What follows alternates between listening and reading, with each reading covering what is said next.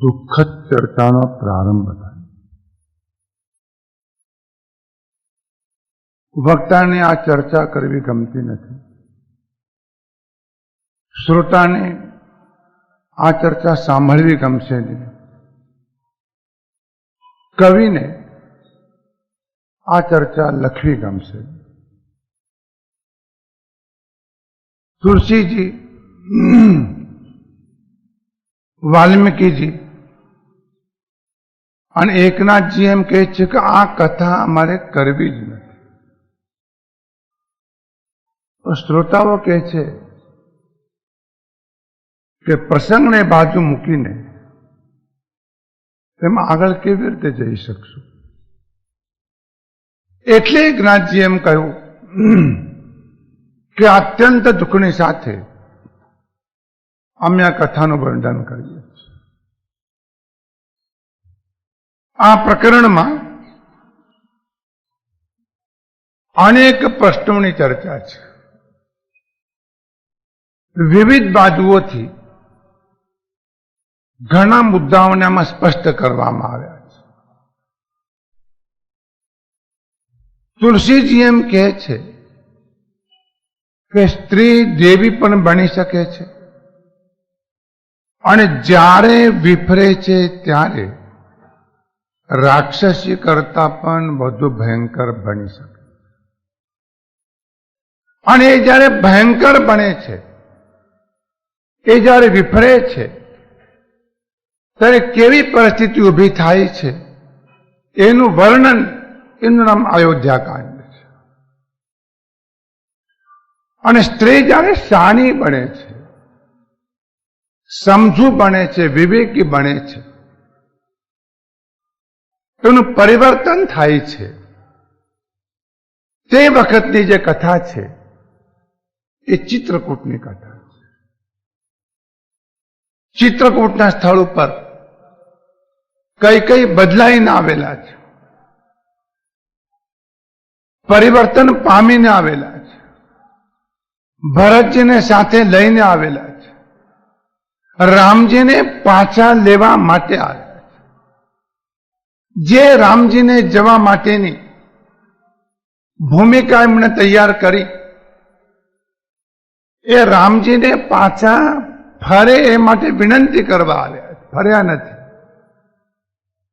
કઈ કઈ જે આવ્યા છે. દશરથજીનું મરણ બગડ્યું.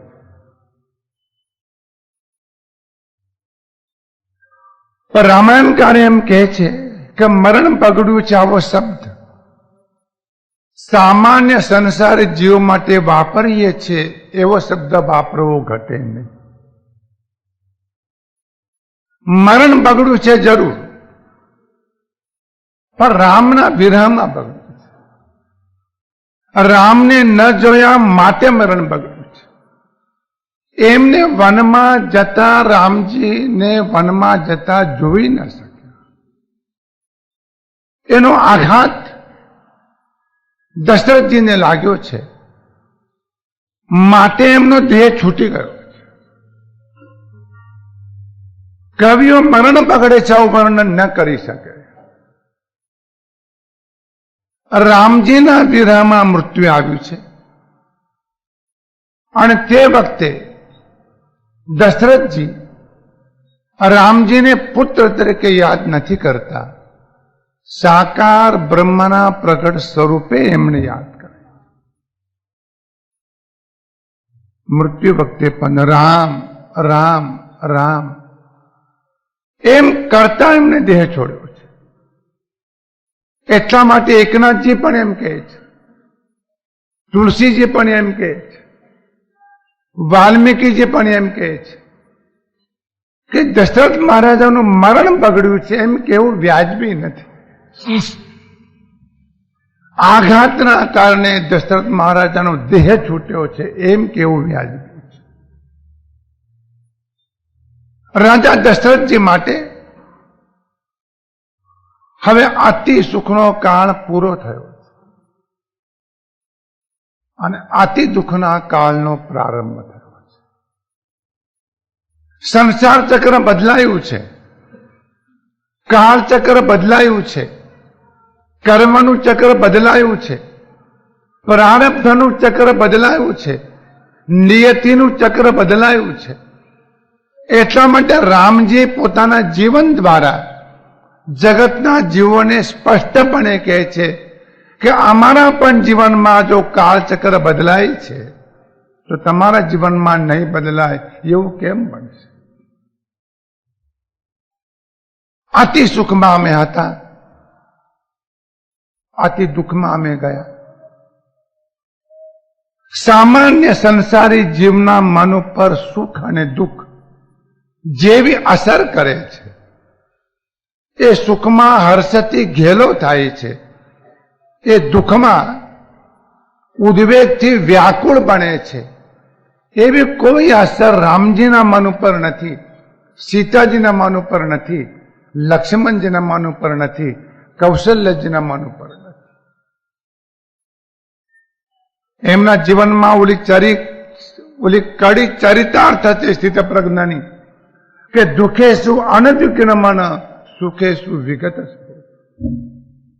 નરસિંહ મહેતા એટલા માટે જ ગાયું, સુખ દુઃખ મન માન આનીએ, ઘટ સાથે રે ઘડિયા, ટાળ્યા તે કોઈ ના નવટળે, રઘુનાથ ના જડિયા. આ તો રઘુનાથના જીવનમાં જડાડેલી વાત છે. રઘુનાથજીના જીવનમાં પણ આ સુખ દુઃખ આવી રીતે જડાયેલા છે. અતિ દુઃખના કાળનો પ્રારંભ થયો છે.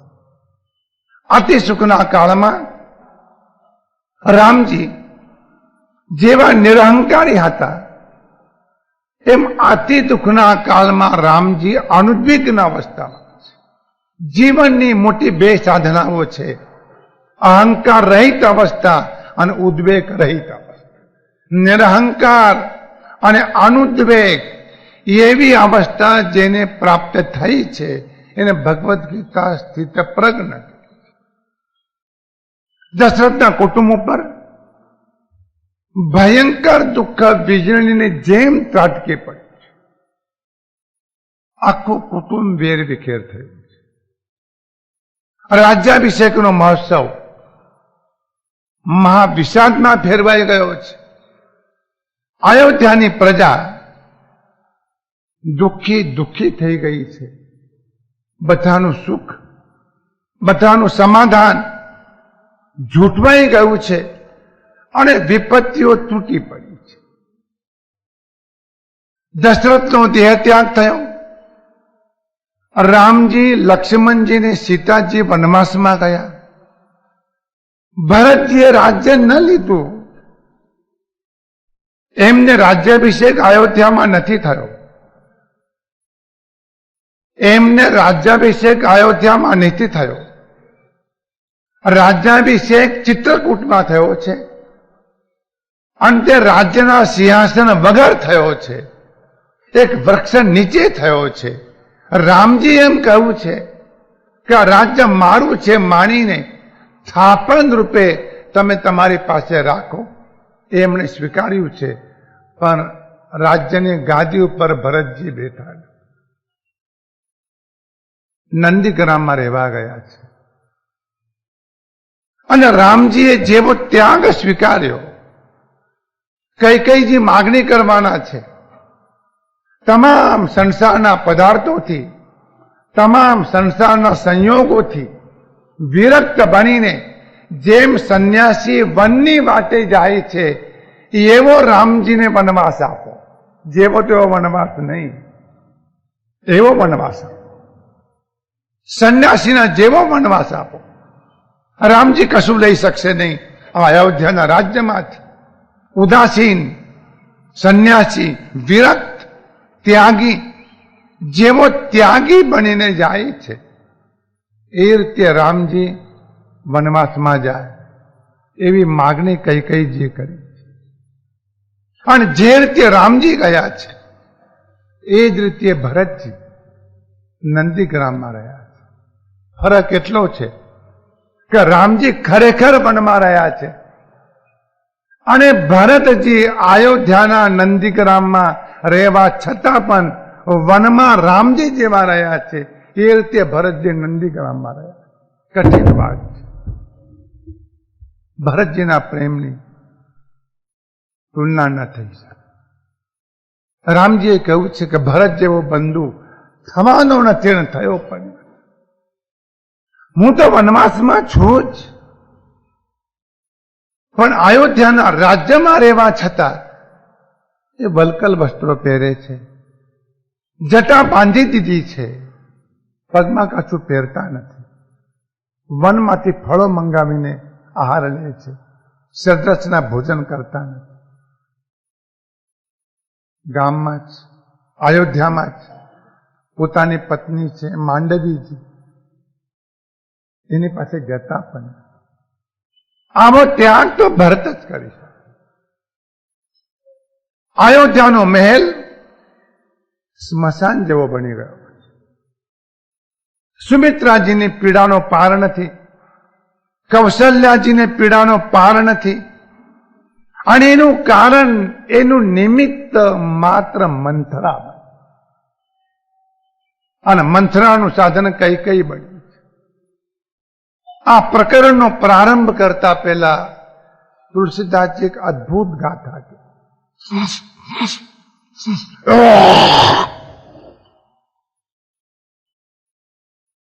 ગાથા અદ્ભુત છે. વિપતિ બીજું વર્ષા ઋતુ ચેરી,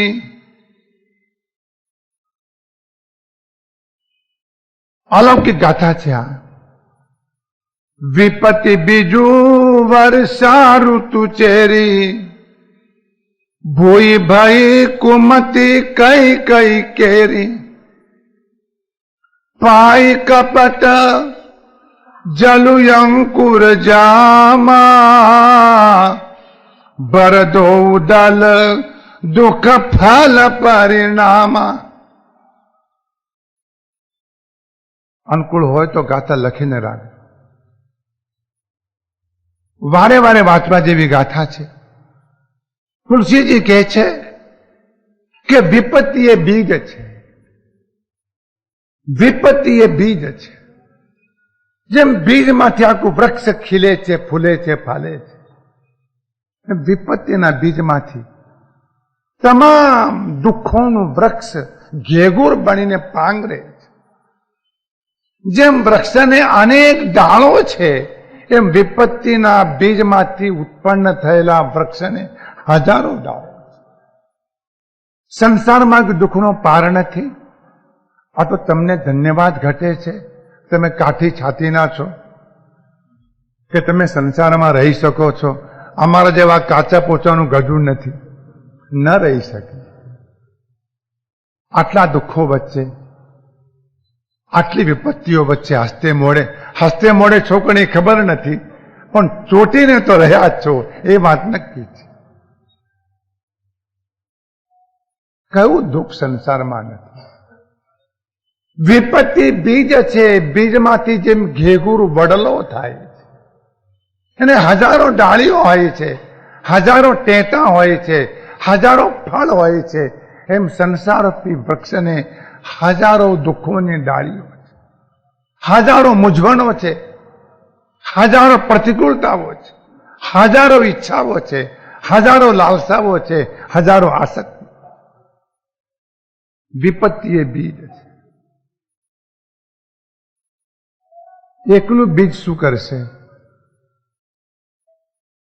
બીજને વર્ષા ઋતુ જોઈએ, માટે ચોમાસાની રાહ જોઈએ છે. આપણે ઉનાળાને કોઈ રાહ જોતો નથી, ચોમાસાની રાહ જોઈએ છે. વર્ષા ઋતુ વર્ષે કોઈ રાજાએ પોતાના કુંવરીને પૂછ્યું કે જગતમાં શ્રેષ્ઠ ઋતુ કઈ?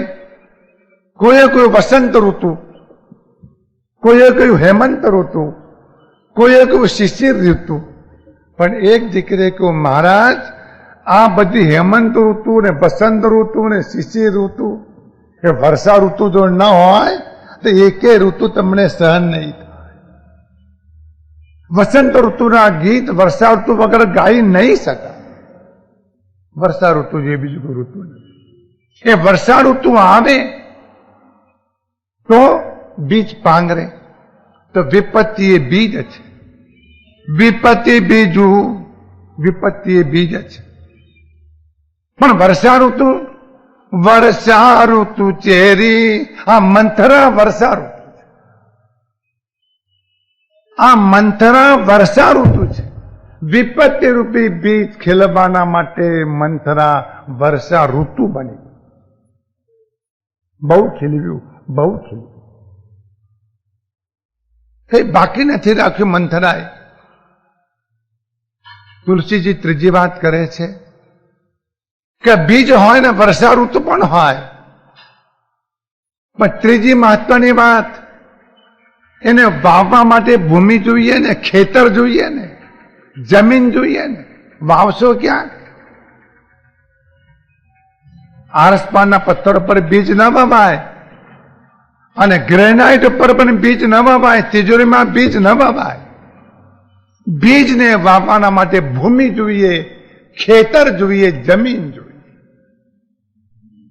ભોઈ ભઈ કુમતી કઈ કઈ કેરી, કઈ કઈની જે કુમતી દુર્બુદ્ધિ, એ વિપત્તિ રૂપી બીજ વાવવાના માટે સારામાં સારી જમીન ભૂમિ બની ગઈ. આ કઈ કઈની કઈ કુમતી જો ન હોત બીજ વાવત ક્યાં? અને મંથરા તરત શું? ઊંડાણથી વિચારજો. ભૂઈ ભઈ કુમતી કઈ કઈ કેરી, કઈ કઈની જે કુબુદ્ધિ, કઈ કઈની જે કુમતી, એ જમીન બની છે, ભૂમિ બની છે, ફળદ્રુપ જમીન. તુલસીજી કહે છે કે વર્ષા ઋતુ ભલે નહીં અને બીજ ભલે વાવ્યું, પણ એને પ્રસંગે પ્રસંગે પાણી પાવું પડે છે. જો પાણી ન પાવ તો ખીલેલો પાક, ઉગેલો પાક સુકાઈ જાય છે. પાય કપટ જલુ અંકુર જામા, માયા દંભ દેખાવ રૂપી પાણી પાઈને આ વિપત્તિનું બીજ મજબૂત કરવામાં. આ કઈક વાત સમજી લેજો. વિપત્તિ બીજ, મંથરા વર્ષા ઋતુ, કઈ કઈની કુબુદ્ધિ એ ફળદ્રુપ જમીન, અને એમાં બીજને ખીલવાના માટે અને એમાંથી અંકુર ફૂટવાના માટે આ દંભરૂપી કપટરૂપી જળ પાવામાં. અને અંકુર જ્યારે ફૂટે છે પછી એને પાંદડા આવે છે, એને પાંદડા ખીલે છે. તુલસીજી કહે છે વરદો ઉદલ, આ જે અંકુર છે એને બે પાંદડા આવ્યા છે. બે પાંદડા, કઈ કઈ એ જે બે વરદાન માંગ્યા છે એ અંકુરના બે પાંદડા. બે વરદાન માંગ્યા છે કઈ કઈ, એ પાંદડા છે. અને પછી જેમ છોડ પર ફળ આવે છે, દુઃખ ફલ પરિણામ, દુઃખ એનું ફળ છે. વિપત્તિ એ બીજ છે અને દુઃખ એનું ફળ છે. વિપત્તિ બીજું વર્ષા ઋતુ ચેરી, ભૂઈ ભઈ કુમતી કઈ કઈ ચેકે કેરી, પાય કપટ જલુ અંકુર જામા, ભરદો દલ દુઃખ ફલ પરિણામ. આવી અવસ્થા.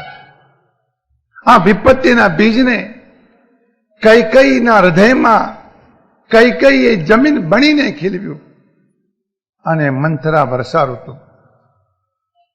વાલ્મીકીજી કહે છે સ્ત્રી આમ તો હૃદયની બહુ ભોળી, બહુ સરળ છે, બહુ સહિષ્ણુ છે, બહુ ઉદાર છે, સાદી સમજણ પણ ધરાવે છે, જલ્દી ભૂલી પણ જાય છે. પતિને પુત્રને જલ્દી ક્ષમા પણ આપે છે, એ ખમી પણ ખાય છે, એ બાંધછોડ પણ કરે છે, એ લેટગો પણ કરે છે, એ જતું પણ કરે છે, એ કોમ્પ્રોમાઇઝ પણ કરે છે, એ અનુકૂળ પણ થાય છે, પણ આ એનું નોર્મલ સ્વરૂપ છે. પણ જો સ્ત્રી પલટી ખાય, સ્ત્રીઓની નિંદા તુલસીદાસજીએ કરી નથી, વાલ્મીકીજીએ કરી નથી, કલકા સર્વજ્ઞ હેમચંદ્રાચાર્યજીએ કરી નથી, એકનાથજીએ પણ કરી. પણ સ્ત્રી જો પલટી ખાય, એ જો સ્વાર્થી બને, એ જો હઠે ચડે, એ જો જીદ પકડે, એ જો કામ વાસનામાં બેકાબુ બને, એ જો મમત્વમાં તણાય, એ જો મોહમાં તણાય, તો એના જેવી ભયંકર વ્યક્તિ જગતમાં બીજી કોઈ પણ નહીં બને. ત્યારે એ પુરુષની કઠોરતાને પણ ભૂલવી દે છે અને પુરુષની ક્રૂરતાને પણ ભૂલવી દે છે.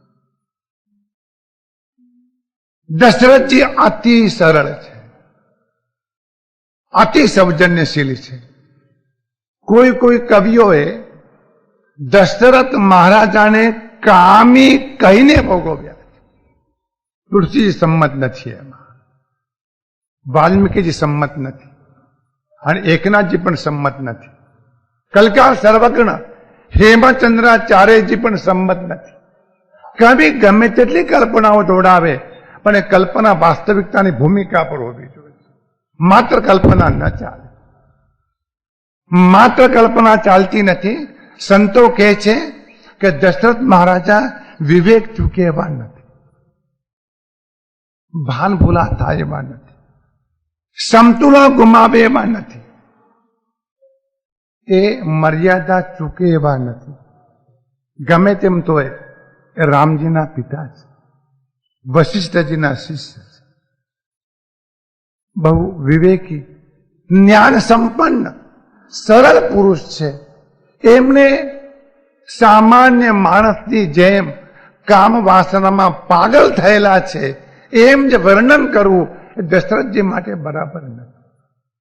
જરૂર દશરથ મહારાજામાં કામ વાસના હશે, પણ એ કામાંધ થતો નથી. કામ વાસના હોવી અને કામાંધ હોવું બે વચ્ચે ફરક છે. કામાંધ જે બને છે ને અંધાપો આવે છે. દશરથજી કઈકઈમાં તણાયા છે એવું પણ એકાંતે કહેવાની જરૂર નથી, પણ એ સત્યની આગળ ઝૂક્યા છે. એમને વચન પાલનનો આગ્રહ રાખ્યો છે. માટે એમને એમ કહું કે કઈકઈજી માગો, બે નહીં 4 વરદાન માગો. માગતાની સાથે દશરથ મહારાજા ન આપે તો દશરથ મહારાજા વિલંબ નહીં થાય. એમની એવી ખબર નથી ખબર કે કઈ આવું માગશે. એમને કલ્પના નથી આવી. ભરત જેવો પુત્ર થયો છે, શત્રુઘ્ન જેવો પુત્ર થયો છે, આટલા વર્ષોથી દાંપત્ય જીવન સાથે જીવ્યા છે, પતિ અને પત્ની તરીકે જીવન જીવ્યા છે, પુત્રો થયા છે, યુવાન પુત્રો ઘરમાં છે. આટલા વર્ષો પછી કઈ આવો પલટો ખાધો દશરથજીની કલ્પનામાં. એમના માનેમાં આવતો નથી.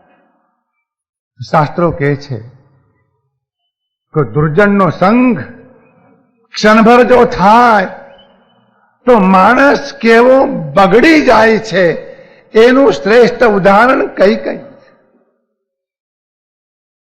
એટલા માટે રામાયણજીમાં એક ઠેકાને લખ્યું છે કે મંથનાજી વાત કરતા હતા ત્યાં સુધી કઈ સાંભળતા, પણ જ્યારે મંથના બેશુદ્ધ બનીને પડી છે તે વખતે કઈજીએ મંથરા ઉપર હાથ ફેરવ્યો છે, અને જેવો હાથ ફેરવ્યો અને જેવો મંત્રનો સ્પર્શ થયો એ ક્ષણે કઈની બુદ્ધિ બગડી.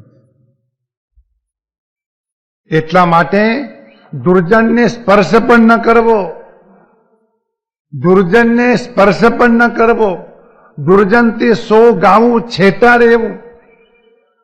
માટે મહાપુરુષોએ કહ્યું છે, અતિ કામી, અતિ ક્રોધી, અતિ લોભી, અતિ રિસાળું, એનો છાયડો પડછાયો પણ ન લેવો, એનો સ્પર્શ પણ ન કરો. આ તિરસ્કારની વાત નથી. આ જે ઘટના ઘટે છે ને વ્યવસ્થાની, એ માત્ર કામી નથી, ભોળા છે, વચનબદ્ધ છે. પણ કૈકેયીની મહેતી ઓળખી? ભણાવનાર શિક્ષિકા કૈકેયીને ટ્યુશન ક્લાસીસ જે લેતી હતી તે આ કોચિંગ ક્લાસમાં કામ થયું, સ્કૂલમાં કામ નથી થયું. આ કૈકેયીની મહેતી મંથરા, એને કૈકેયીને બરાબર પાઠ ભણા.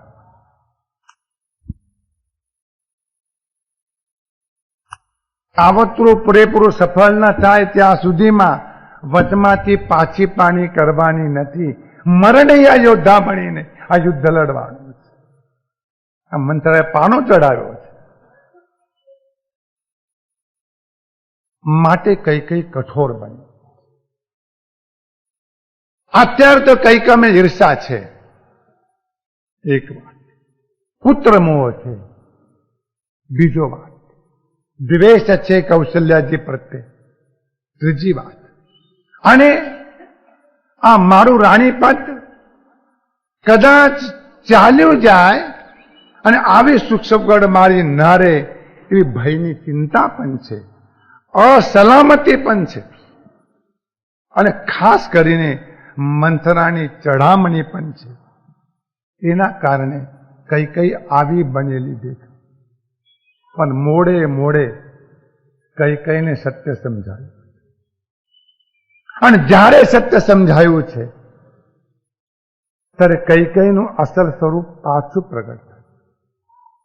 માટે તુલસીદાસજી એક વાત વારંવાર યાદ કરીને કહે છે કે સ્ત્રી અતિ સરળ છે, સહજ છે, સૌજન્યશીલ છે, દાહી છે. પણ જો કુસંગમાં જાય, દુર્જનના સંગમાં જો જાય, એ સ્વાર્થી જો બની જાય, એ લોભી બની જાય, એ ક્રોધને આધીન જો બની જાય તો ભયંકરમાં ભયંકર એ બને. કેટલાય કુટુંબો ખતમ થઈ ગયા, કેટલાય રાષ્ટ્રો વચ્ચે યુદ્ધો થયા. અને ત્યારે સ્ત્રી જે વ્યવહાર કરે છે એને સ્ત્રી ચરિત્ર કહેવાય.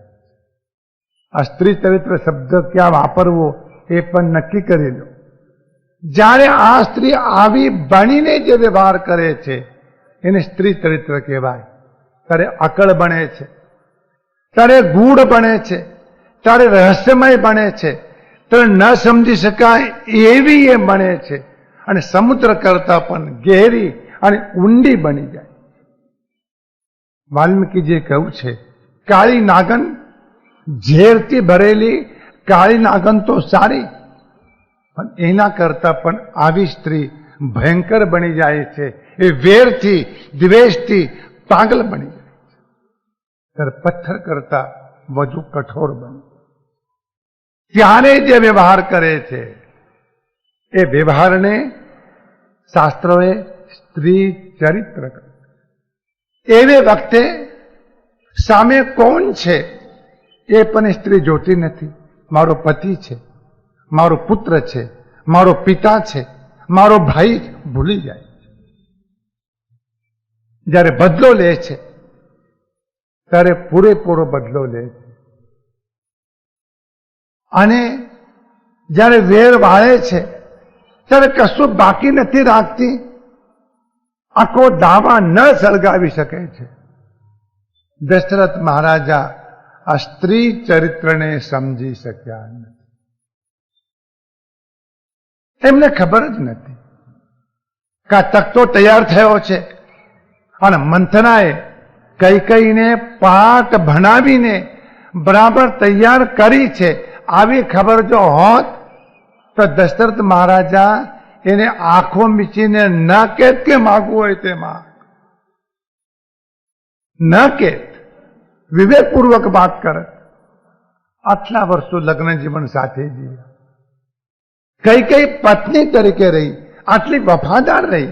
યુદ્ધના મેદાનમાં પૈડું તૂટી ગયું છે રથનું, મતમાં હાથ નાખીને એ પૈડાને ઝાલી રાખ્યું. એવી સ્ત્રી આવી બેવફા બનશે, આવો વિશ્વાસઘાત કરશે, દશરથજીને કલ્પના નથી. તુલસીદાસજી એમ કહે છે કે દશરથજીને જ નહીં, અમને પણ એવી કલ્પના નથી આવતી કે કઈ કઈ આવું કરશે, આવું માગશે અને હદ વટાવી જશે. દશરથ અને કઈ કઈનો વાર્તાલાપ ગહન. છેલ્લી વાત વાલ્મીકીજી એમ કહે છે, પણ સ્ત્રી પાછી વળી શકે છે, વાળનાર મળે તો, પણ પુરુષ પાછો જલ્દી વળતો નથી. આ વિશેષ વાત થઈ ગઈ. લાલ લીટીમાં સ્ત્રી પાછી વળી શકે છે, પુરુષ જલ્દી પાછો વળી શકતો નથી. અને તે વખતે સ્ત્રી ચરિત્ર કરતા પણ પુરુષ ચરિત્ર ભયંકર બની જાય. અત્યાર સુધીમાં તમને ઠીક લાગ્યું હશે, હવે આ વાત તમને ઠીક નહીં લાગે. તમારી વાત આવી માટે, વાત તો તમારી હોય કે સ્ત્રીઓની વાત. તુલસીદાસજી પક્ષપાત કરતા નથી. આ તમામ બાબતો વિચારવા જેવી છે. કઈ કઈ કુમારિકા અવસ્થામાં હતા, એમના પિતાને ત્યાં હતા, લગ્ન થયા નતા, ઉંમર નાની હતી, નાનપણથી તેજસ્વી હતા, થોડાક તોફાની પણ હતા. એક ઋષિ, એક મુનિ, એમનું આગમન થયું છે એમના ત્યાં. અને ઋષિના દર્શન કરીને, મુનિના દર્શન કરીને કૈકેયીના માતા પિતા પ્રસન્ન બન્યા. પણ કૈકેયીને આ મુનિને જોતા મુનિ પર દ્વેષ આવે, વગર કારણે, કોઈ કારણ નતું. અને દ્વેષમાં ને દ્વેષમાં કાળી મેષ લઈને મુનિના મોઢા પર ચોપડી, નાક ઉપર ચોપડી, મોઢા પર ચોપડી. મુનિ શાંત ઉભા. મેષનો વાટકો તૈયાર હશે, ગમે તે કારણથી કશા કામ માટે મુનિ આવ્યા છે, ઋષિ આવ્યા છે, મોઢા પર એને મેષ ચોપડી.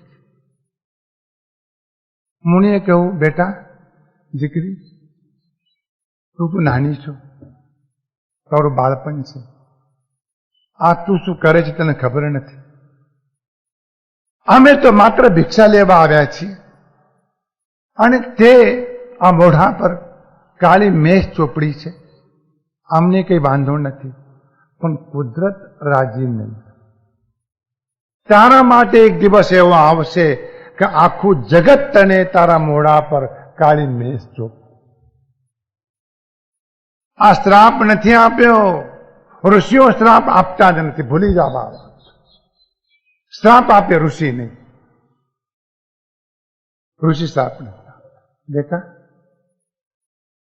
તને ખબર પડી, આ તારું મોઢું એવું તો કાળું થશે કે આખું જગત તારા મોઢા પર મેષ ચોપડશે.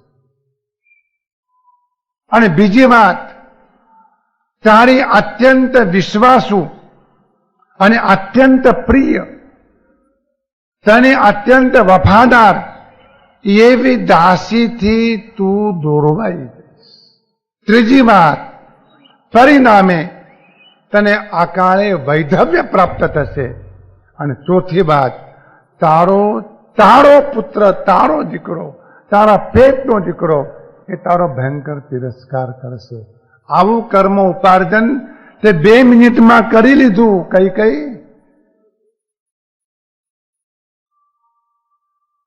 જાગતા રહેજો, હસતા હસતા પણ આવું કર્મ ન થાય ને કાળજી. હસતા જે બાંધ્યા કર્મ, નવ્યો લખ્યો જૈન ધર્મ, આ છે લાલ રોતાન છૂટે પ્રાણિયાજી. હસતા હસતા કર્મ બાંધ્યા છે, રોતા રોતા નહીં. બંધ સમય ચિત્ત ચેતીએ રે, સોઉદયે સંતાપ સલુણા. જ્યારે કર્મ કરો છો ને ત્યારે જાગજો, ત્યારે ચેતી જજો. એ પરિણામ આપણે ભોગવવાના છે. જેટલા ઊંડા ખીલા ખોડશો કાઢતા ભસ્મા થઈ પડશે. હસતા હસતા કર્મ કરશો પણ ભોગવતી વખતે આંખ નાની પડશે અને આંસુ મોટા થશે. બોર જેટલા આંસુ આંખમાંથી વેવડાવશો પણ કર્મ આપણો પીછો નહીં છોડે. ચેતજો તે વખતે કઈ કઈ તારે ચેતવા જેવું. અને કઈ કઈને દુઃખ થયું, ગુરુદેવ મારો અપરાધ તો છે, આ અપરાધમાંથી મને ક્ષમા ન મળે. અને ઋષિ કહે છે કે બેટા મેં તને ક્ષમા આપી. અમારા હૃદયમાં દ્વેષ નથી, પણ તારે પ્રાયશ્ચિત્ત કર્યા વગર આ કર્મમાંથી તું મુક્તિ નહીં થઈ. પ્રાયશ્ચિત્ત કર્યા સિવાય તું આ કર્મમાંથી મુક્ત નહીં થઈ શકે. તો ગુરુદેવ મને કહો મારે શું કરવું? અને તે વખતે ઋષિએ કહ્યું કે 6 મહિના તે નિરંતર પરમાત્માની પૂજા કરજે અને 6 મહિના અમે જે કહીએ છીએ એ મંત્રોનો જપ કરજે. કઈ કઈએ હાથો પાડી પણ કર્યું નહીં. આપણે ગુરુ મહારાજને પૂછીએ તો છીએ ગુરુદેવ પ્રાયશ્ચિત્ત શું કરવું? અને ગુરુદેવ કહે પણ ખરા. સારું, ગુરુદેવે કહ્યું થશે તો કરીશું. પાપ થાય તો પશ્ચાતાપ કરજો, પ્રાયશ્ચિત્ત કરજો, જાગજો, ચેતજો. તમારે ભોગવવું પડશે. અને જ્યારે ભોગવવાનું આવશે ત્યારે વાલી પત્ની પાસે હશે, વહાલો દીકરો પાસે હશે, વાલી મા પાસે હશે, વાલો બાપ પાસે બેઠો હશે. એ ઝૂરશે, રોશે, આંખમાંથી આંસુડા સારશે. અરે બેટા તારું દુઃખ મારાથી જોવાતું નથી, મારા સ્વામીનાથ તમારી પીડા મારાથી જોવાતી નથી. પણ રતિ બહાર પણ દુઃખ એ કોઈ લઈ શકે તેમ નથી. અને સારું છે દુઃખ ટ્રાન્સફર થઈ શકતું નથી. ત્યાં સુધી બધા કહે છે કે અરે તમને દુઃખ પડ્યું એના બદલે મને પડ્યું હોત તો કેટલું સારું. પત્ની પતિને કહે છે કે તમને દુઃખ પડ્યું એના કરતા મને પડ્યું તો ઘણું સારું. એ પતિનું દુઃખ પત્ની લઈ શકતી નથી. ત્યાં સુધી આ કહેશે આવતીકાલે એવી ગોઠવણ થાય કે લે ત્યારે આ દુઃખ તું લઈ લે, આપ્યું. અને જો લઈ લેવાતું હોત મોઢામાંથી અક્ષર નહીં કાઢે, બોલતી બંધ થઈ જશે. નહીં બોલે પછી નથી દુઃખ લેવાતું, દુઃખ નથી. પરિણામે તારો તિરસ્કાર થશે. કઈ કઈ જગતમાં તારો કાળો ઇતિહાસ લખાશે. આ કથા તુલસી રામાયણમાં નથી. આ કથા ભાવાર્થ રામાયણમાં સંત એકનાથજીએ લખી છે. એમને આ કથા ક્યાંથી મળી ખબર નથી. અદ્ભુત કથા છે. જ્યાં જ્યાં કાર્ય છે ત્યાં ત્યાં કારણ છે. કાર્ય ને કારણની સાંકળ અતૂટ છે. કઈ કઈની ભૂલ છે, જરૂર ભૂલ છે. એ ભૂલના પરિણામ કઈ કઈ ભોગવે. કઈ કઈને મંથરી એટલે મંથરા જે કુબ્જા હતી. ચરિત્રોમાં 2 કુબ્જાઓ છે. એક કંસે જેને સિદ્ધિ કરી એ કુબ્જા મથુરામાં. ભાગવતકાર એમ કહે છે કંસ જે કૃષ્ણ જેવો ઓર્થોપેડિક ડોક્ટર બીજો કોઈ થયો નથી. ગમે તેવા હાડકા વાંકવા પણ સીધા કરી દે. કુબ્જાને સીધી કરી દીધી. અને બીજી કુબ્જા મંથરા, લક્ષ્મણજીને સીધી કરતા હતા, રામજી નતા કરતા. એને ખોટી શિખામણ આપી છે કઈ કઈને. એ વાતનો હવે પ્રારંભ થાય. મંથરા એમ કે છે સાંડોનિયા દીવા ભરણાસી. એકનાથી ભાગવત, એકનાથી ભાગવત ને એકનાથની ભાવાર્થ રામાયણ. મુક્ત કેશ મલિન વાસી તું વારી ધાવે પાર્યા પ્રવેશી વરદવયાસી માગાવયા. બહુ મીઠી ભાષા છે. મંથરા એમ કહે છે, આ વાત કરતા પહેલા તારે કોપ ભુવનમાં જવાનું. મને લાગે છે કે આ વ્યવસ્થા ઘણી સારી છે. કોપ ભુવન, જયારે ગુસ્સો આવે અને મન ઉપર કાબુ ન રહે, આકડામણ જયારે થાય, ત્યારે શેરીમાં ઘરમાં ગમે ત્યાં ઝઘડા નહીં કરવાના, કોપ ભુવનમાં ચાલ્યા જવાનું. બધું ત્યાં પતે. દરેક ઘરમાં એકાદું કોપ ભુવન રાખવાની જરૂર છે. તે શેરીમાં લોકો નાટક જોવા ન મળે. એટલે બાપ દીકરો લડતો હોય ને પતિ પત્ની લડતા હોય, આખું ટોળું ભેગું થાય અને પછી કોઈ આને ચડાવે, કોઈ આને ચડાવે, જો પછી નાટક. કોપ ભુવન એને કહેવાય કે ગુસ્સો આવ્યા બાદ એ બહાર પ્રગટ ન કરવો, જ્યાતા પ્રગટ ન કરો કોપ ભુવનમાં. પણ કોપ ભુવનમાં આટલા વર્ષો પછી પહેલી વખત જવાની જરૂરિયાત ઊભી થઈ છે. ભરતજી યુવાન છે. વિચાર કરો, લગ્નને કેટલા વર્ષો થયા હશે. એટલા વર્ષો દરમિયાન એક પણ દિવસ કોપ ભુવનમાં જવાની જરૂર કૈકેયીજીને પડી નથી. આજે જો તમારા ઘરમાં કોપ ભુવન થાય તો રોજ એમાં જવું પડે. એવું તો એમનું દાંપત્ય હતું, એવું તો એમનું મધુર દાંપત્ય હતું. એવો તો કૈકેયી દશરથ વચ્ચે પ્રેમ, એવો સ્નેહ. આટલા વર્ષોમાં કૈકેયીને અકળાવું નથી પડ્યું, ગુસ્સે થવું નથી પડ્યું. આ પ્રસંગ ઉભો થયો અને મૈત્રીએ એને બરાબર પાઠ ભણાવ્યો. કોપ ભુવનમાં જવાનું, અલંકારો ઉતારી દેવાના, કિંમતી વસ્ત્રો ઉતારી દેવાના, ફાટેલા કપડા પહેરવાના, વાળ છૂટા મૂકવાના. બહુ નાની નાની વિગત અને સમજાવી. ઊંડા નિશાસા મૂકવાના, સૂઈ રહેવાનું, પલંગ છોડી દેવાનો, નીચે કશું પાથરવાનું નહીં, જમીન ઉપર આળોટવાનું, અલંકારો બધા કાઢી નાખવાના, વાળ છૂટા મૂકી દેવાના. અને જ્યાં સુધી તારું કામ સિદ્ધ ન થાય ત્યાં સુધીમાં મરણ આવે તો ભલે આવે, ત્યાં સુધી અન્ન અને પાણીનો ત્યાગ કરો. ઉપવાસ, અનશન, અન્ન અને પાણીનો ત્યાગ કરવાનો, ભલે મરવું પડે. મરણિયા બન્યા સિવાય સિદ્ધિ મળતી નથી. કઈ મંત્રા કહેનાર. અને પછી રાજા તારી પાસે આવશે, આવશે જ. અંદરથી બારણું બંધ કરે છે.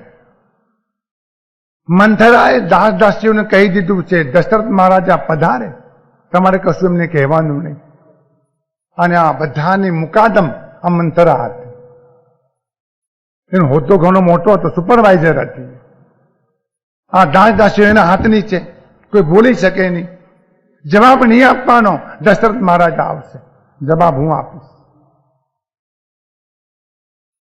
અને મંથરાને કહી રાખ્યું છે કે રાજા તારી પાસે આવશે, તારું મોઢું ઢાંકી દેજે, બતાવીશ નહીં અમને. અને તને બોલાવશે જ, પણ તો બોલીશ નહીં. અને મનમાં બરાબર નિશ્ચય કરજે કે રાજા ગમે તો રડે તો પણ તારે મોઢું ઉગાડવું. તમને કઈ બીજું યાદ આવે છે કે સૂચના પણ બાકી રહી ગયું હોય આ કાર્યક્રમમાં? બીજું કે વિગત ઉમેરવા જેવી હોય? આટલું તો કરજે જ. અને રાજા જયારે આવશે ત્યારે તને સોનાનો મેળો આપવા તૈયાર થાય કે રત્નોનો ઢગલો કરવા તૈયાર થાય. બિલકુલ અંગીકાર કરીશ નહીં, તું બોલીશ જ નહીં. આ લેવાનો વિચાર તું છોડી દઈશ. આવો નિર્ણય કરીને તું ત્યાં રહેજે. રાજા ગમે તેટલી મીઠી મીઠી વાતો કરે, ભૂલવાઈશ નહીં. તું બહુ ભોળી છો અને રાજા બહુ મનનો મેલો છે અને મોઢાનો મીઠડો છે. મંથરાને બોલતા શરમ ના આવી? એને તો ના આવી શરમ મંથરાને બોલતા, પણ કઈ કઈને સાંભળતા શરમ ના. પોતાના પતિની નિંદા થાય, કઈ સાંભળી કેવી રીતે શકે? મેં સાંભળ્યું એને. કારણ ઈર્ષા, કારણ મોહ, કારણ ક્રોધ, કારણ દ્વેષ, કારણ વેરભાવ, આ બધું અંદર ભરાણું હતું. કઈ સાંભળે છે. નિયમ પ્રમાણે રાજ્ય કાર્ય પૂર્ણ થયા બાદ દશરથ મહારાજા કૈકેયીના મહેલમાં પધારતા. દશરથ મહારાજાના મનમાં અને આંખમાં કોઈના પ્રત્યે પક્ષપાત નથી. દશરથ મહારાજા કૌશલ્યાજીને, સુમિત્રાજીને અને કૈકેયીજીને એક જ ત્રાજવે રાખતા હતા, એક જ ધોરણે રાખતા. કોઈના વચ્ચે કલહ નતો, સંઘર્ષ નતો, વિવાદ નતો, ઝઘડો નતો, પક્ષપાત નતો. આને વધારે રાખ્યા, આને ઓછા રાખ્યા, એવી કોઈ ફરિયાદ તુલસી રામાયણમાં, વાલ્મીકી રામાયણમાં, ભાવાર્થ રામાયણમાં કોઈ પણ ઠેકાણે ફરિયાદ થઈ નથી. આવા નિષ્પક્ષપાત ભર્યા વલણ રાખનારા દશરથ મહારાજ નિયમ પ્રમાણે કૈકેયી પાસે આવતા હતા. એક વિશેષ વાત હતી, કૈકેયી સુંદર તો હતી, અતિ સુંદર હતી, પણ એ સુરવીરતાથી ભરેલી હતી. એનામાં યવન તો હતું, પણ યવનનો જુસ્સો પણ હતો. તમે કલ્પના કરો, ભયંકર યુદ્ધ ચાલતું હોય, દેવોનું અને દાનવોનું, અને એના પછી રથનું પૈડું તૂટી જાય કે નીકળી જાય, તે વખતે રથ નીચે ન પડે એટલા માટે પોતાનો હાથ અંદર નાખીને એ પૈડાને ઝાલી રાખવું, એ તાકાત તો ભલા પુરુષમાં ન હોય. એ કૈકેયી કરી બતાવે. એ દશરથ મહારાજા ભૂલ્યા નથી. આવી સમર્થ, આવી શક્તિશાળી કૈકેયી છે, આવી સુંદર કૈકેયી છે, આવી વફાદાર કૈકેયી છે, આવી પ્રેમાળ કૈકેયી. રોજ સાંજના પધાર્યા છે, પણ મહેલમાં શુનકાર છે, દીવા થયા નથી, અંધકાર છે. દશરથ મહારાજ દાસ-દાસીઓને પૂછે છે, કેમ આમ? કોણ બોલે? સુપરવાઇઝરે ના પાડી, બિલકુલ બોલવાનું નહીં અને જવાબ આપવાનો. અને દશરથ મહારાજાને ખબર હતી કે આ દાસ-દાસીઓ નથી બોલતા, એનું કારણ મંથરા જ હોવી જોઈએ. મંથરાને બોલાવે. ક્યાં ગયા છે કૈકેયી? તમારા મહારાણી ક્યાં ગયા? અમને શું ખબર મહારાજ? અમને શું ખબર? મહારાણી ક્યાં ગયા છે અને એમને શું થયું છે એ અમે ક્યાંથી જાણીએ? અને મહારાણીને શું થયું છે એની પણ અમને શું ખબર? અને એમ જાણવા મળ્યું છે કે તેઓ કોપ ભુવનમાં ગયા છે. તો એવું શું થયું? અરે મહારાજ, અમે તો દાસીઓ કહેવાઈએ, અમે તો નોકરાણી કહેવાઈએ. તમારા વચ્ચે શું થયું? તમે તો રાજા અને તમારું મોટું કુટુંબ, તમારા કુટુંબમાં શું થયું એ અમારા જેવા દાસીઓને ક્યાંથી ખબર હોય? પણ કોપ ભુવનમાં ગયા છે એટલી અમને ખબર છે. આપણે આ સમાચાર આપ્યા, હવે આપને જેમ યોગ્ય લાગે માફ કરો. અને સાંભળતાની સાથે દશરથ મહારાજા આશ્ચર્ય થાય છે, કોપ ભુવનમાં જવાની જરૂર શું પડી? શા માટે ગયા કોપ ભુવનમાં? અને એવું શું બન્યું, એવી શું ભીના બની કે જેના કારણે આ કૈકેયીજી કોપ ભુવનમાં ગયા? શાસ્ત્રો બહુ મહત્વની વાત આ ઠેકાણે કરે છે. 3 ગાથાઓ તુલસીદાસજી આપી છે, એ અત્યંત મહત્વની. સમય વરેશુ પ્રિયા પાહી ગયવું, દેખી દશા દુઃખ દારુણ ભયવું, ભૂમિ શયન પટુ મોટ પુરાણા, દિયે ડારી તબ ભૂષણ નાના. સાંભળતાની સાથે જ તરત જ દશરથ મહારાજા કોપ ભુવનમાં ગયા. જોયું, પરિસ્થિતિ ઘણી ગંભીર છે, ઘણી ગંભીર છે. જાડા વસ્ત્ર પહેર્યા છે, અલંકારો નાખી દીધા છે અને જમીન ઉપર એ સૂતા છે. પહેલી વાત, તુલસીદાસજી નોંધ કરે છે અને અત્યંત મહત્વની નોંધ છે કે યસુની મન ગુની સફત પડી વિયસી ઉઠી મતિમંત ભૂષણ સજતી વિલોકી મૃગુ મન કિરતી ફંત. એમ કે છે કે ખૂબ ભુવનમાં કઈ કઈ ગયા છે એ સાંભળતાની સાથે જ દશરથ મહારાજાને સંકોચ હતા. એમની જીભ સુકાઈ જાય, એમના મોઢા પર નિરાશા ફરી વળે છે, એમના અંતરમાં એક પ્રકારની વેદના થાય છે. એમને મૂંઝવણ થાય છે કે અચાનક આવું કેમ બન્યું અને શા માટે આ બન્યું, આ બનવાની જરૂર શું છે, શા કારણથી અમને આ કરવું પડ્યું, એવી મૂંઝવણ દશરથ મહારાજાને થાય. તે વખતે તુલસીદાસજી એમ કહે છે કે જેમના બળથી ઇન્દ્ર મહારાજા યુદ્ધ જીતી શક્યા, જેમના બાવડામાં આવું બળ છે અને આવો સમર્થ પુરુષ છે, આવો સમર્થ પુરુષ માત્ર સ્ત્રીને જોઈને આટલો વિભળ બની જાય એ અત્યંત આશ્ચર્યની વાત છે. ધીરજથી વાત ખ્યાલમાં લેજો, નહીં તો દશરથ મહારાજા એ જેવા તેવા પુરુષ નથી. બીજી વાત તુલસીદાસજીએ કરી છે કે ભલભલા રાજાઓ દશરથ મહારાજાનું કેવું રૂખ છે, કેવી દ્રષ્ટિ છે, કયું વલણ છે, એનો અભ્યાસ કરવા તત્પર હતા. આવા બુદ્ધિમાન, આવા મુસદ્દી દશરથ મહારાજા આ કૈકેયીનું આવું વલણ જોઈને વિભળ બની ગયા છે. અમને પણ નવાઈ લાગે છે કે આવું શા માટે થયું હશે.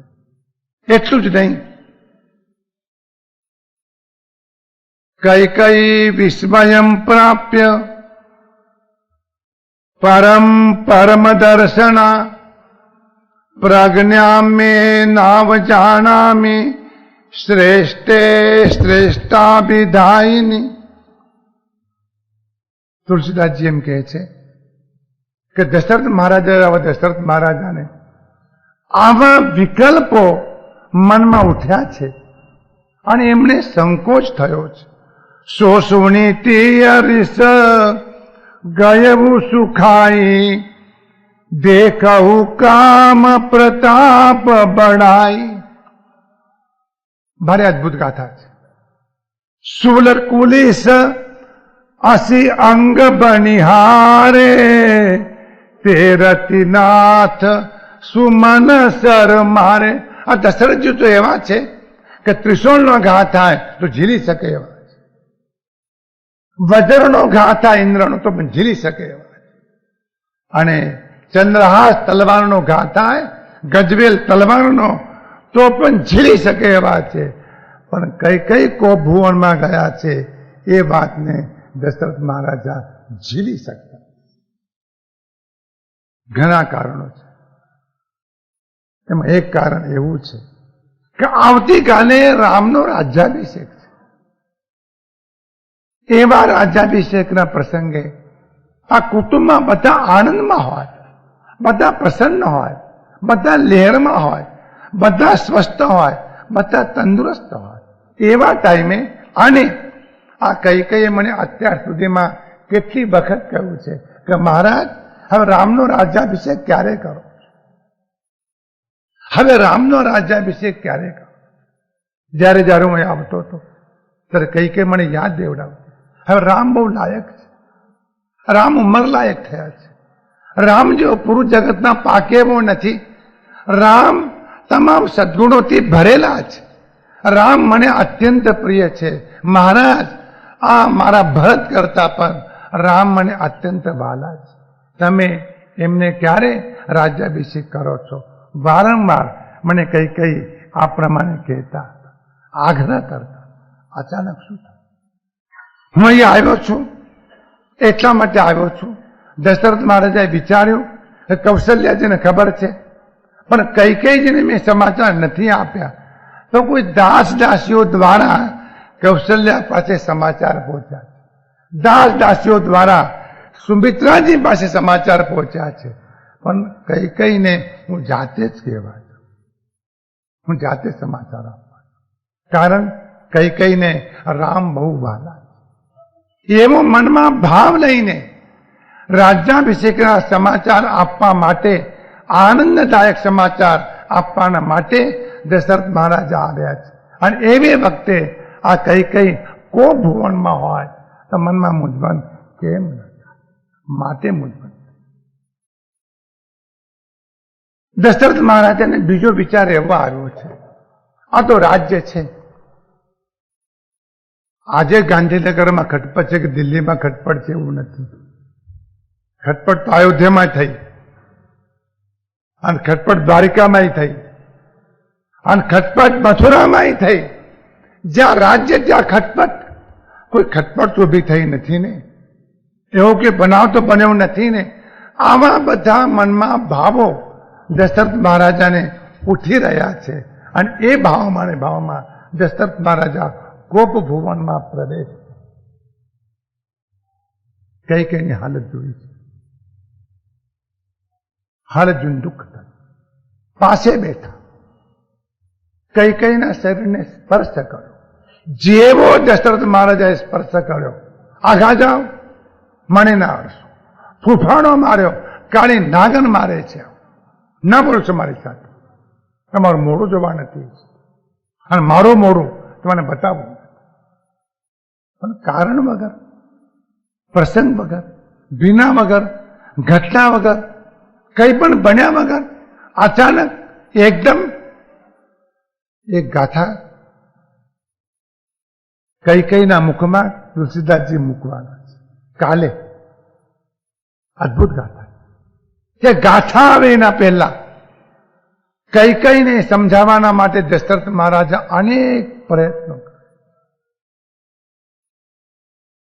તુલસીદાસજી કહે છે અને એકનાથજી કહે છે કે આ વાર્તાલાપનો પ્રારંભ થાય એના પહેલા મંથરાએ એક મહત્વની વાત કઈ કઈને કરી છે. એ વાતને પહેલા સમજી લે. કઈ વાત? રાજ્યપટ દ્યાવા ભરતા, વનવાસ દ્યાવા શ્રી રઘુનાથા. તમે હિન્દી પણ સમજી શકો, તમે મરાઠી પણ સમજી શકો, તમે ગુજરાતી પણ સમજી શકો, તમે સંસ્કૃત પણ સમજી શકો, તો બધા જ રામાયણનો આનંદ તમને મળે. ત્યાસી વનવાસી કથા એકાતા સાંગે. મંથરા કહે છે કે તારે 2 વર માગવાના છે. પહેલો વર આ રાજ્યનો અધિકાર, આ રાજગાદી ભરતને આપ. અને બીજો વર માગવાનો છે કે રામજીને વનવાસ આપ. હું કહું એ પ્રમાણે સુધારો. આ મંથરાજીનો સુધારો છે. વરદાન માગવામાં મંથરાજી ભલામણ કરે છે. આ વરદાન તો માગવાનું, પણ હું કહું છું તે રીતિએ. કઈ રીતિએ? અયોધ્યા નિકટ વનાત. અયોધ્યાના નિકટમાં, નજીકમાં ક્યાંય પણ વનવાસમાં રામજીએ રહેવાનું નહીં. સુધારો સમજાણો? ઓર્ડિનન્સ બહાર પાડ્યો રાષ્ટ્રપતિનો. અયોધ્યાના નજીકમાં વન છે, રામજી તો ત્યારે. લક્ષ્મણજી એને ખબર નથી કે લક્ષ્મણની સાથે જશે, રામજી તો ત્યારે. પણ ના પાડવાની. કેમ? અગર જો રામજી અયોધ્યાના નજીક જો વનવાસમાં રહ્યા તો પ્રજા સમસ્ત જાતિ લતેત. અયોધ્યાની બધી જ પ્રજા ત્યાં જશે. અને જો અયોધ્યાની પ્રજા ત્યાં જો જશે તો રાજગાદી પર ભલે ભરતજી રહ્યા, પણ ખરું રાજ્ય તો રામચંદ્રજી. તમને નથી લાગતું કે આને વડાપ્રધાન બનાવવા જેવી છે? અને મુસદગીરી સમજો જરા, આ પોલિટિકલ મેટર જરા સમજો. અને એટલું જ નહીં, રામાતિ પ્રિયજના. રામ લોકોને બહુ જ વાલા. કઈ તું માને કે ન માને, ભરત વાલા નથી. લક્ષ્મણજી વાલા નથી, રામ વાલા. રામ પ્રજાને વાલા છે, રામ મંત્રીઓને વાલા છે, રામ નગર શ્રેષ્ઠીઓને વાલા છે, રામ સૈનિકોને વાલા છે, રામ પુરુષોને વાલા છે, રામ સ્ત્રીઓને વાલા છે, રામ બાળકોને વાલા છે, રામ યુવાનોને વાલા છે, રામ ઋષિઓને વાલા છે, રામ મુનિઓને વાલા છે, રામ બ્રાહ્મણોને વાલા છે, રામ ક્ષત્રિયોને વાલા છે, રામ સૌને વાલા. આખી અયોધ્યા રામજી પાસે જશે. પછી ભારતનું રાજ્ય કહેવાય છે નું તો નામનો રાજા રહેશે, નામનો. કે ખરો રાજા નહીં થાય. માટે કાંઠા થઈને તારે એમ કહેવાનું કે રામજી ગંગા નદીના કિનારે અહીંથી સેંકડો માઇલ દૂર દંડકારણ્યમાં જઈને વનવાસ ભોગવે, નજીકમાં ક્યાંય પણ રામ જોઈએ. મને લાગે છે આ ભલામણમાં કે બાકી નથી રહ્યું. આવું સાંભળતાની સાથે કઈ કઈને આનંદ થયો. કાનમાંથી કુંડલ કાઢી આપ્યા, હાથમાંથી બંગડીઓ કાઢી આપી.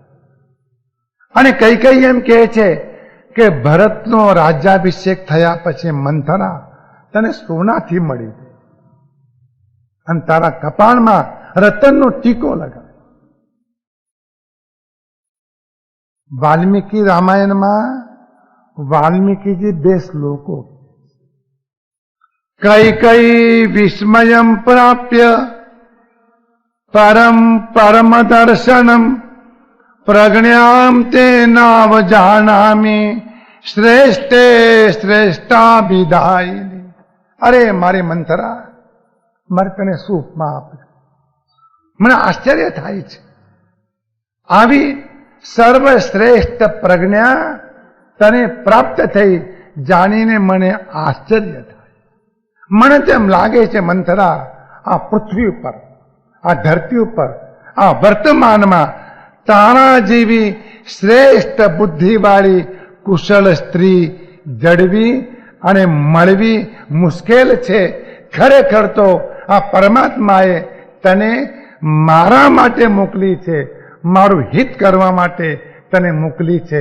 અને એવું કહીને મંથરાને કઈ કઈ આલિંગન આપે છે, છાતી સરસીએ નહીં. એ શું બાકી રહ્યું?